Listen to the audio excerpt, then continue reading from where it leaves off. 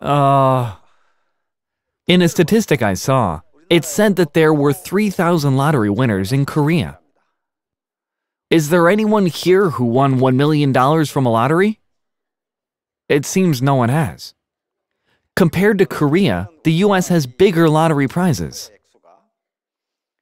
Now, some scholars who were bored wanted to see what happened to these lottery winners. And they found out that many committed suicide, got a divorce, became addicted to drugs or alcohol, or went bankrupt. So how did these people get into such circumstances, even though they had won $1 to $5 million? Well, these people got into these situations because they weren't prepared to deal with such large amounts of money, which caused them to overindulge and squander all their money. Essentially, having a lot of money doesn't always mean happiness. You first need to have the capacity to handle such an amount. If you look at an iceberg floating in the ocean, we only see a fraction of it, since most of it is underwater. How much of the iceberg would be underwater? Well, 90% would be submerged, and 10% would be seen, because the density of ice is around 0.9. Thus, 90% of it would sink and only 10% would float. If we assume that this 10% here represents the success of a business or income, you can increase this result by placing more on top. If you want this to rise, you need to add more to the bottom. The iceberg of a lottery winner, however, would look more like this. In other words, these lottery winners aren't able to handle large amounts of money because they don't have the capacity to do so. If they don't have the depth to control money, what happens when they win the lottery? What happens? The iceberg becomes flipped upside down, right? That's why in countries like the US and the UK, the prize money is given like a pension rather than a lump sum. Otherwise, people commit suicide, get a divorce, become addicted to drugs or alcohol, or become bankrupt. They don't know how to handle the money. Thus, money won't bring you happiness unless you earn it through hard work. As such, I will be explaining to you how you can increase the capacity of this 90%. The title of this lecture is Super Synergy of United Heart. I think many of you have already heard this phrase, and you might be wondering, what does that phrase mean? In the original Chinese, the character for unified or united is used. The same character appears in another phrase, which mentions cultivating one's morals to manage the family. Thus, this character can be used in various ways. Essentially, you unite the family by cultivating your morals. Similarly, super synergy of united heart means that everyone cultivates themselves so that they can be of one mind and heart in order to work together towards a common goal. Unless we all work together as a group, it will be difficult to achieve success in the MLM business. As such, managing your family or uniting your family can refer to making your organization or downline be of one heart. What happens if you can accomplish this? You can govern the nation, or, in this case, take the domestic market. It's possible, right? From there, we can sweep the global market by making the world peaceful. This can only happen when we are unified or united. The key to success in the Atomy business is this concept. Instead of doing it alone, you need to work together. One Chinese proverb stated, 3 leather shoemakers can beat Zhuge Liang. Zhuge Liang was a very famous strategist who served under Liu Bei in the state of Shuhan. Yet even Zhuge Liang would lose to 3 leather shoemakers working together. Although it might sound like nonsense, modern scholars call this concept collective intelligence, Hence, no individual intelligence can compete with a collective intelligence. As nothing is free in this world, no one in history has ever been successful without some form of studying. Some of you will probably immediately reject this concept. You might say, my neighbor graduated from the best college, but he acts like a good-for-nothing. This is due to a misconception about studying. In the past, the concept of learning was different. The Chinese word for study is gongfu, which is a combination of work and husband. So does that mean studying equates to a working husband? No, but that's their word for studying. Now in school, studying is about doing well in languages, math, and getting good grades. However, that is only 1/3 of the entire concept, and it is only about our intellectual discipline. During the agricultural and industrial period, you would be respected and lived well just with intellectual discipline. When I was in high school, everyone in Korea wanted to be doctors, judges, and prosecutors. Yet unlike now where grades matter, you could be a judge by passing an exam. These people are currently living decent lives. The only reason why they have such lives is because they studied well. That's what a cool head is. Children in Korea are being sent to private academies in order to better develop their cool head. However, that is just one aspect of studying. In Neo-Confucianism, studying is a very important concept. It is usually defined as the cultivation of our body.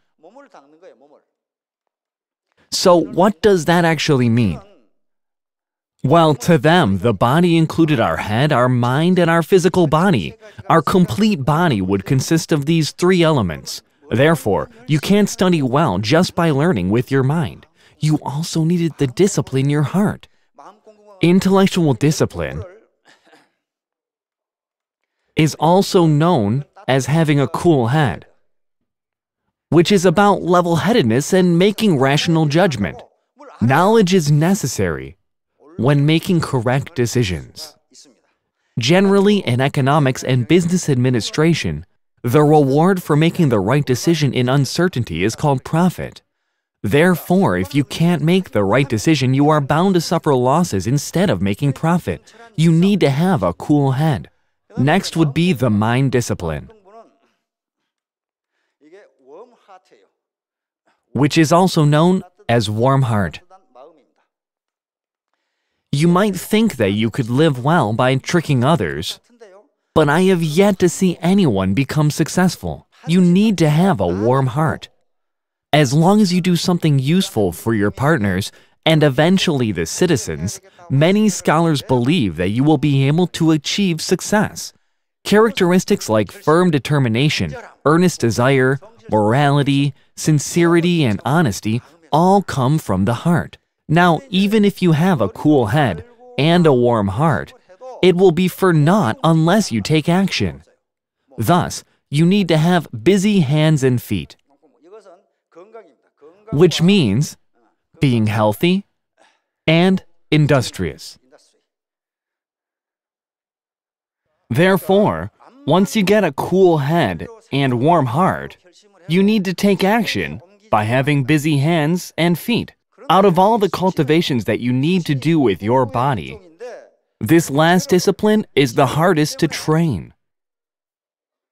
Actually, before cultivation, we have the 4 virtues of investigation, knowledge, sincerity, and rectification. Cultivation comes after the studies of a cool head and warm heart, because it's very difficult to discipline the busy hands and feet. If your head knows that waking up at 5 a.m. to exercise is good for your body, and you become determined to do so but end up sleeping instead of getting up, then nothing will be changed since your body didn't move. This can be seen as a person's habit or work ethic. The process of achieving success by disciplining all 3 areas is what was known as studying by the Neo-Confucians. One of the 3 disciplines, the warm heart, is the most important factor. Many successful people in the US believe that thoughts like, I need to succeed with the Atomy business, show an earnest desire. And if you don't have this drive, you won't be able to achieve success. As long as you can discipline your warm heart, you will automatically begin learning about the company, the products, and any other knowledge required for success. You will then start taking action, yet if you don't make up your mind or have the earnest desire to succeed, how do you expect your body to move? So, you begin with a warm heart, and the rest will follow. For the people who have come here for the first time, there are some factors that you need to look at before deciding what to do. This will hold true for any business you do, and not just for Atomy. Furthermore, instead of relying on others, you need to collect and investigate the information yourself. First, you need to see if it is a legal company. There are very few companies that operate illegally nowadays. However, the companies that do planned real estate, pyramid schemes, and unapproved fundraising show up in the news because they are generally illegal. These companies weren't legally recognized. Essentially, is it a legal company? Even if the company was legitimately established, the way the business is managed and developed has to be lawful as well. The second factor deals with the morality and abilities of the CEO. Unless the company does charitable work, the CEO can't just have good morals. If that was the case, your friendly neighbor would be the better choice. However, since he lacks the abilities, the company would fail if he was CEO. As such, both morals and abilities are needed. Then we have product competitiveness, which includes quality and price. Next is the profit structure. Finally, the burden of expenses like the entry and maintenance fees. If these fees exist, you will be in debt and have a stockpile of inventory. You need to check these conditions thoroughly before any other factors, as they are core concepts, because the rest are all just supplementary. If you think, it's a great company, then you need to make a decision, because you don't have time to be wishy-washy. Have you heard about the famous Tacoma Narrows Bridge collapse? In the 1940s, the US was the strongest nation at the time. So, they used the best civil engineering technology to build the Tacoma Narrows Bridge, and then had a fabulous opening ceremony. This bridge was built to overcome earthquakes and withstand strong winds that were as fast as 110 miles per hour. Now, a bridge that was supposed to withstand 110 mile per hour winds collapsed when a mild gust of wind blew at 40 miles per hour. In Washington, there is a very good public college called the University of Washington. Some scholars from this school started to research why the bridge collapsed. As they researched how this light breeze caused this incident, they discovered the answer using this formula. Essentially, all objects have something called a natural frequency. Now, if an external force has a frequency that is equal to the natural frequency, it will cause the amplitude to grow infinitely and cause destruction.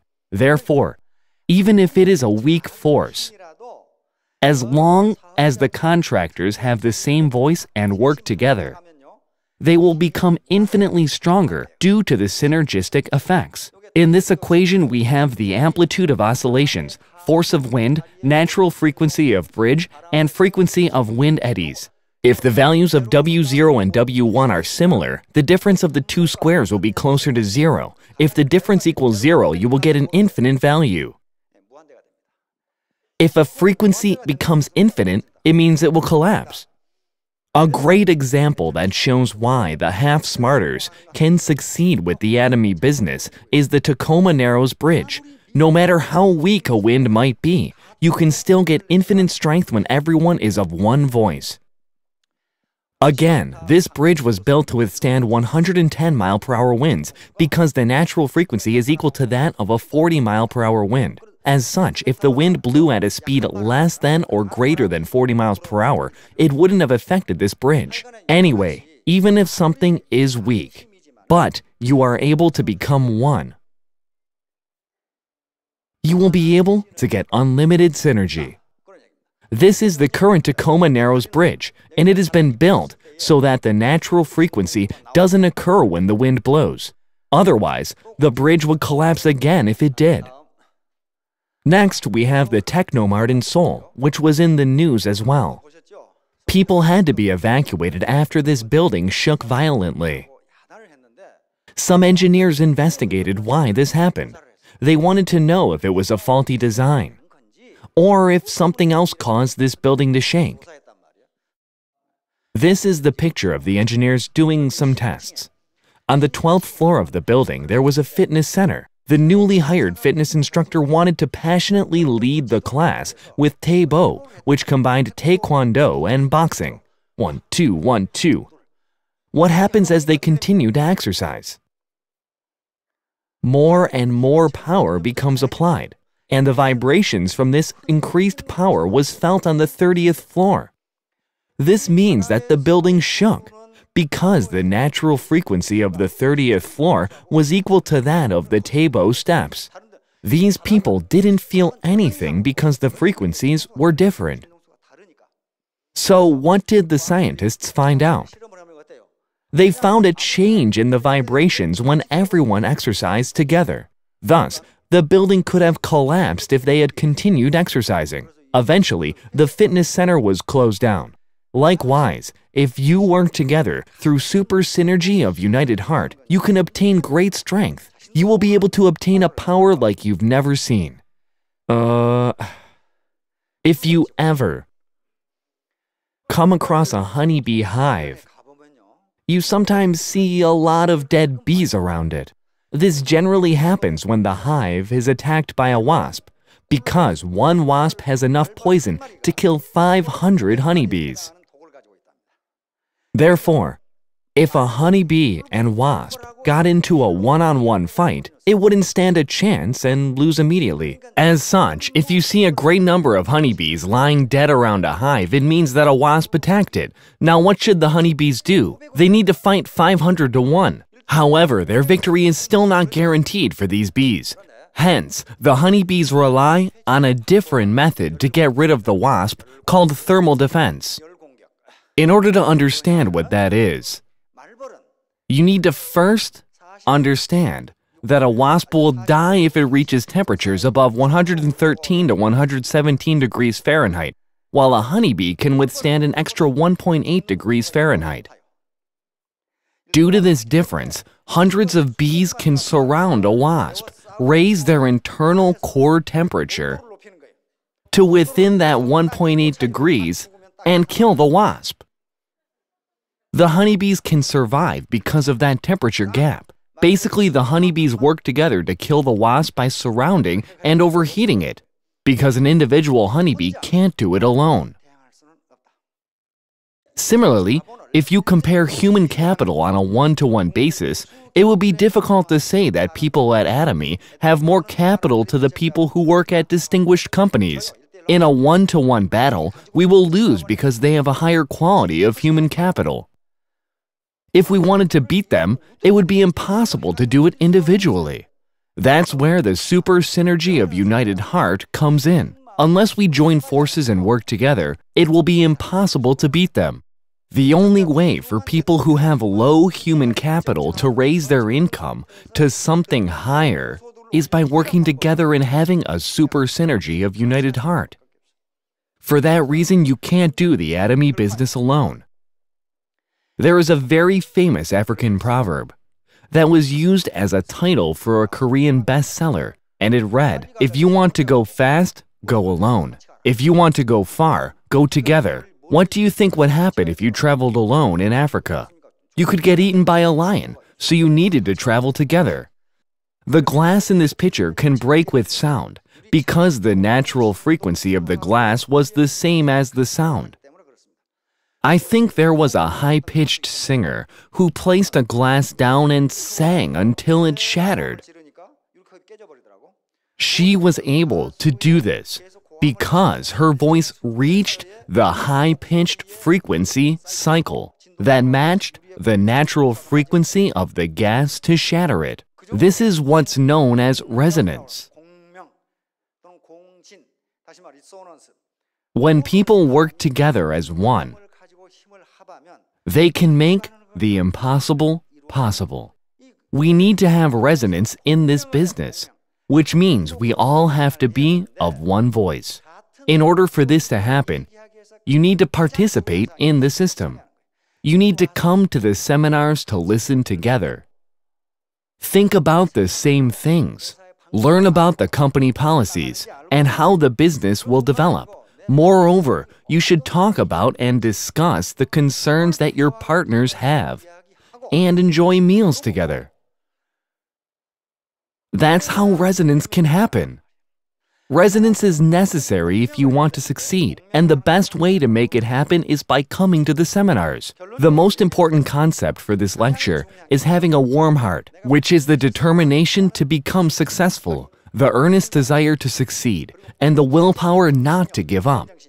Once you have a warm heart, you will naturally discipline your cool head by learning about the company, the products, and the marketing plan as you do the business. You will also learn about the consumer's sentiment. If you learn about the sentiment first, you won't be able to do the marketing. Again, you need to have the determination and earnest desire to succeed first. Your busy hands and feet and your cool head will follow. So, what is the core reason for studying? Well, since success is a science, all you need to do is study. However, you can't just focus on having a cool head. There are many people from great schools living a poor life. I know a few people like this, and they seem like bums who don't know anything. However, this does not mean that they were bad at studying. What did they study? They only focused on their intellectual discipline, which means that their academic IQ is outstanding. If they were alive during the agricultural and industrial period, they would have been successful with a cool head. They could have lived well as respectable doctors or judges. Yet, in the current information age, people are not hired just for their knowledge or intelligence. You need a warm heart, which includes your sociability with others, how set you are towards your decision, and your firm resolve. You also need to have busy hands and feet to show for it. As long as you do these 3 studies, I believe that all of you can make anywhere from 10K to 50K a month in the next 3 years. I hope all of you succeed. Thank you for listening.